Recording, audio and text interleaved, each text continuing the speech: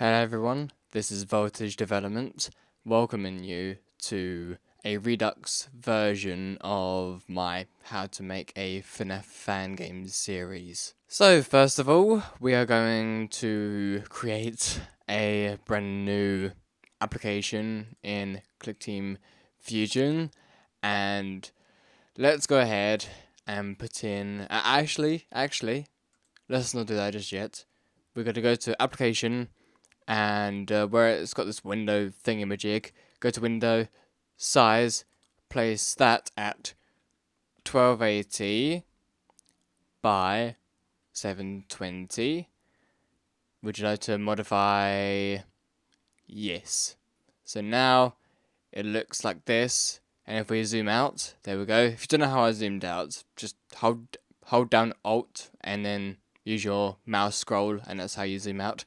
And now let's go to our frame, and then instead of the size being 1280 by 720, we're going to put the frame size at 1600 by 720. I mean, you guys probably already know about this stuff, but I'm being very, very thorough so that everyone knows what is happening. So now what we're going to do is we are going to put in an active. There we go, we've got an active in there. So now, what that's going to be is, this is going to be the title screen. So, because it's going to be the title screen, we can actually turn this back to 1280, there we go. And then we can take this away and paint it with black. There we go. So now we've got a black background, like so. And now, you know what, let's just make another layer. So that one's the background layer. This one is going to contain... Aha, I remember now. So, I have the textures of the Five Nights at Freddy's textures. So if you want to find these, go in the link in the description to go download these files so that you can use them yourself and follow on in this tutorial. So now, let's see, main menu, we've got the main menu, and we've also got these images right over here, and we just want this one mainly, so let's bring, hang on a moment, I just want to make this sort of in line, so actually let's just, wait, where?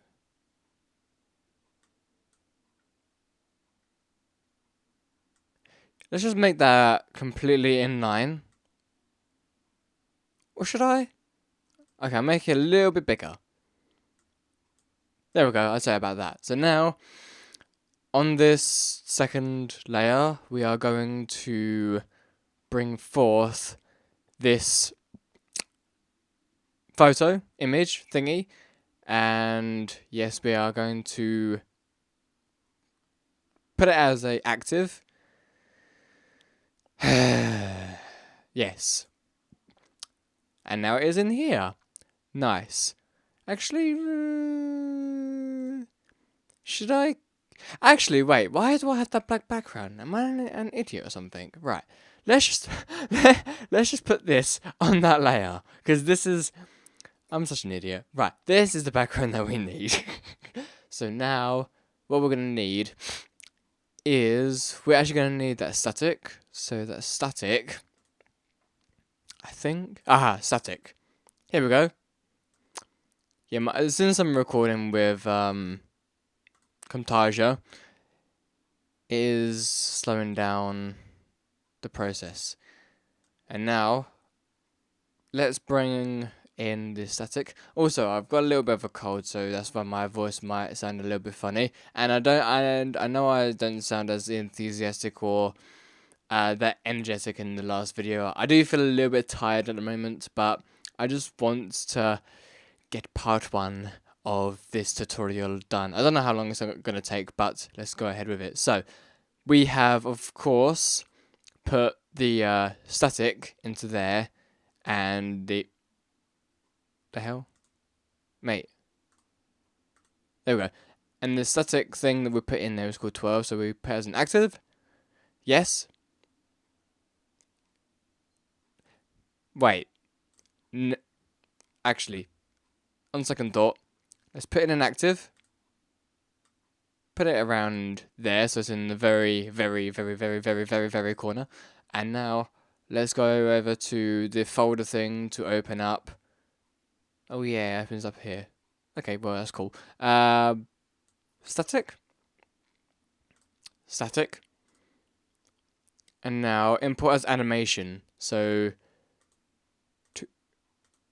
why can't I go beyond? Can I go? Why can't I put 8? So stupid.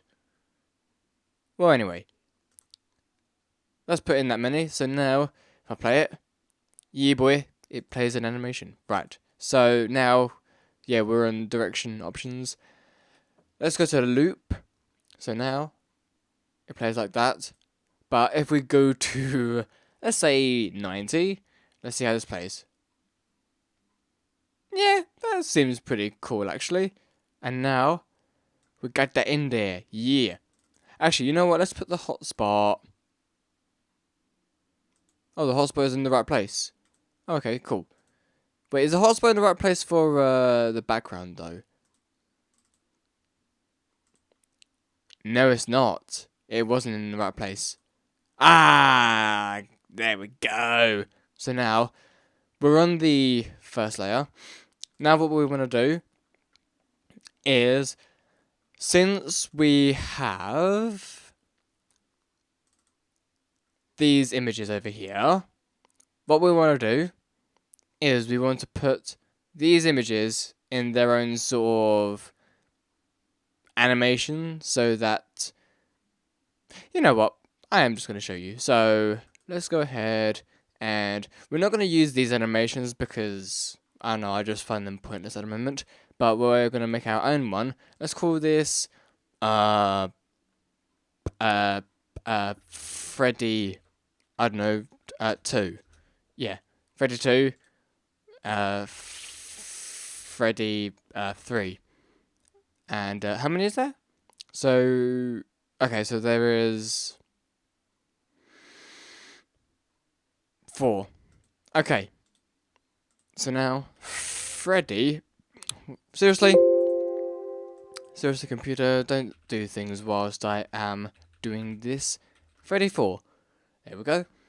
And let's go to Freddy 2. Go into this active. And now, let's go back to main manual. And then click this one. There we go. And now it's like that. That is. Oh yeah, because I forgot to uncheck the sprite animation or import as animation. So let's just get rid of these two. So now we've just got this one. So then go on to Freddy 3, do the exact same process. Is that one right? Yeah, it is. So yeah, do not import as animation. And there we go. And now Freddy 4. And done. So now we've got them all into their sort of. We've put them images all into this one active. So now what is going to happen? Let's go over to the event editor. And now let's go to timer. I'd say every second, maybe? Yeah, every second. But before we do anything else, let's go back over to here. Bring in a counter, and so that we're able. Oh, for goodness sake! So that we're able to actually see the counter, we're going to zoom in, and then make every one of the numbers white.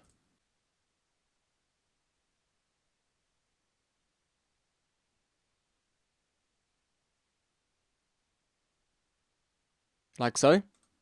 And now, we're actually going to scale it up. Let's put it over there, sure, why the hell not. And you know what? Let's just call this Freddy counter. Okay, that's good. And now every 1 second, let's set this counter to, let's just say, random range 1 to maybe 10. So now, let's go over to the Freddy counter and then compare the counter to a specific value if the counter is equal to, let's just say, 4. Yep. And then let's just duplicate this. So Control C, Control V. You guys probably already know this stuff, but I am just, as I said, being thorough. And now change this to a 5, then this to a 6, and now let's wait. Hang on a minute.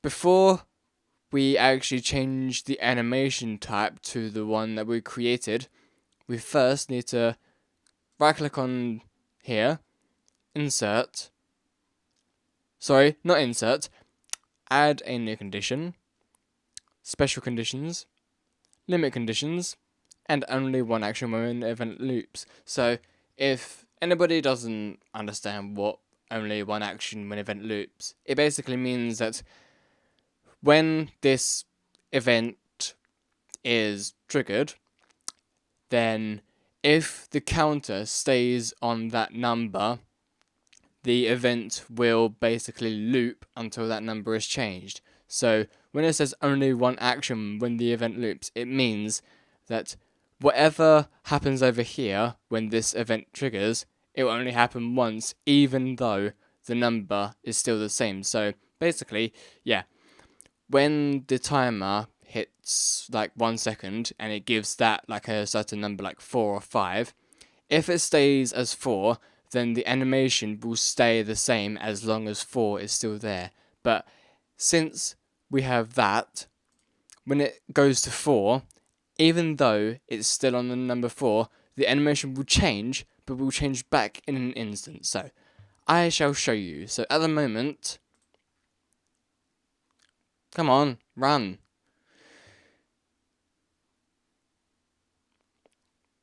Oh yeah.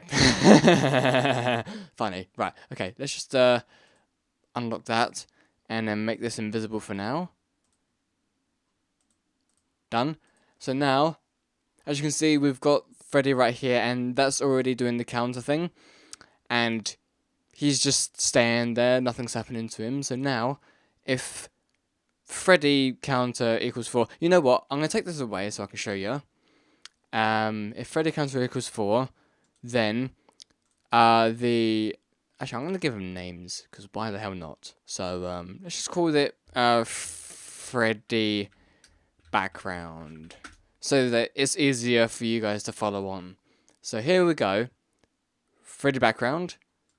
Let's go on to animation, change animation sequence to Freddy 2, and now just, I don't know, drag it over to here and to here so it's the exact same, but we can edit it to Freddy 3 and then Freddy 4.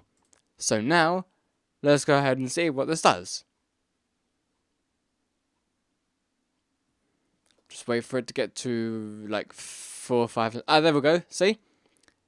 They will stay on the screen. Aha. But now, if we re-add the only one action when event loops and put them onto the other ones, let's see what happens now. There we go. As you just saw, the animation changes, but it instantly reverts back to the original. That is what the only one action when event loops does. It makes the action, but it goes back to the original once it's basically completed. So, that is that. But also, what we also want, you know what, let's just make this counter from 1 to 20, and I'm going to tell you why soon, random 20, And you know what? Let's just make it maybe about, let's say 40. So that's 40 milliseconds or 40 seconds, so do not worry. But let's just go back into here. And what we're going to do is we're going to make a new animation. And what this is going to do is it's going to be, let's just say, actually it's going to be Freddy 5, Freddy 6, Freddy 7. For now, we're going to keep it as that. But in these ones, what we're going to do, we are going to copy these. So this one is that one. Yeah, so we're going to copy them. Put over to there. There we go. Get rid of that. We don't need that. And now, go over to 3. Yep, 3. And then, so wait, yep, they're not the same thing. So what this is going to do, is going to do the exact same thing that happened before, but it's going to be multiple animations happening at like the very instant time. So, okay, let's go ahead and I might need more animations for this. Eek. Although I think I'm alright. I think. Actually, so let's just put this one into 5. Let's get rid of that. Goodbye. And then, wait, hang on. Have I done that right? Yeah, I think I have. Okay, so then put that one into there. And now, put that one into there. And then that one into there. And then that one into there. If you guys aren't following, I've basically sort of put... I've made these animations so that in some of them, 2 animations are playing, and then in the other ones, 3 animations are playing. Actually, just one of them that has 3 animations. Oh, whatever. Okay, so then what we're going to do is we're going to go over to here. So we had 1, 2, we've got 2, 3, 4, 5, 6, 7. So now we are going to duplicate these. There we go. So 4, 5, 4, 5, 6. Oh my. Okay. I did that wrong. Okay, you know what? I'm just gonna do it like that. There we go. That's much, much, much better. So 7, 8, 9. Then 34, 35, 36, and then 37. There we go. Now let's see what this does. As you can see, it is twitching like it should do, like on the main menu screen. So now what we are going to do is we are going to re-add the static. So make it visible. But now what we're going to do is we're going to make it sort of transparent in a way, or less opaque. If any of you don't know what opaque means, it means if it's completely opaque, then you cannot see through it. If it's maybe half opaque, you can kind of see through it. If it's the opposite of opaque, basically transparent, it's basically not there, you can see through it. So let's go ahead and do blend coefficients. This is all to do with opacity or opaqueness. And then let's just put it up. So the more it is, the less you can see it. There we go. So then if we go over to here, there you go. So yeah, you can kind of, you can see the background, and you can also see the static. So yeah, let's just put it around there then, or maybe about there. Yeah, I'd say slightly less actually. Yeah, there we go. So now that's the static, but hang on a minute. We're gonna need that out of the way because that's for the background. Okay, so now what we're gonna do is we are going to get an alterable value. So I touched up on about this about 3 years ago. And if anybody doesn't know what alterable values are, they're basically counters inside of an active, and you can literally give an active like a value. You don't need a counter to give a value to something. You can put that value inside of an active, which is why it's called an alterable value. Same as alterable strings, actually. Wait, what?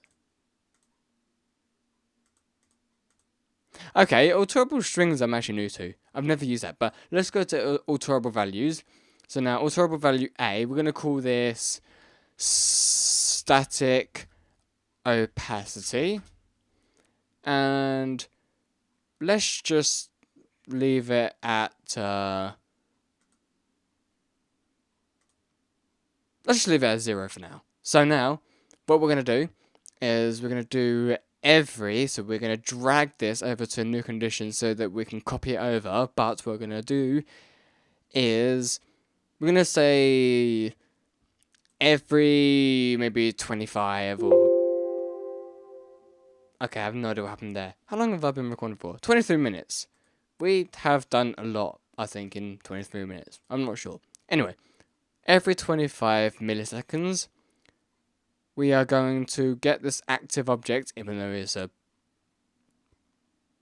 static object, and we are going to go to alterable values, set static opacity to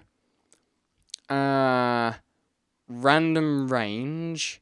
I'm gonna say 100 and 200. Actually, let's not do it this way. We're gonna do 1 second. Oh yeah, put a 0 in there. Basically, if you don't put a number in here, you can't make it work, of course. So now we've set the static opacity to a random 100 to 200. So now what we're going to do is we're going to make an always and then set the... So we're on the same active, the same static active. Go to effect and an alpha bending coefficient, and then scroll down to active, values A to M, and then retrieve static opacity. And then what this is going to do is, when it says alpha bending coefficient, it's basically talking about the blending of this. There we go, the blend coefficient. That's what it means. The alpha blending coefficient is talking about that. So we're basically setting the static object's blending coefficient to the alterable value of static opacity. Let's go see how this works, eh? There you go. Wait, why is that counter doing that? Oh, yeah, because it's bigger than 9, so it's making it 10. But there you go. The static is being like that. So I don't know. Wait, oh, is it because... okay, right. So let's just set the... wait, what is the opacity of it at the moment? So 131. So we're going to set the alterable value, to 131 as its default value. So let's see how it is now.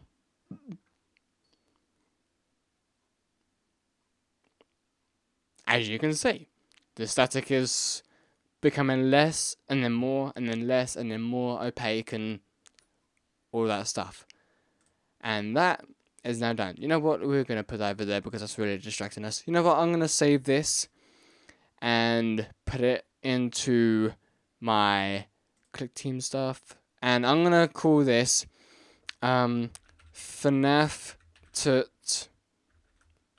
Remake. There we go. Because it's, our 5 Nights at Freddy's tutorial. So now, that's going to wrap it up for this video. So, thank you so much for watching part 1 of the REDUX tutorial of how to make a 5 Nights at Freddy's fan game. And I will see you guys soon. Goodbye, everyone.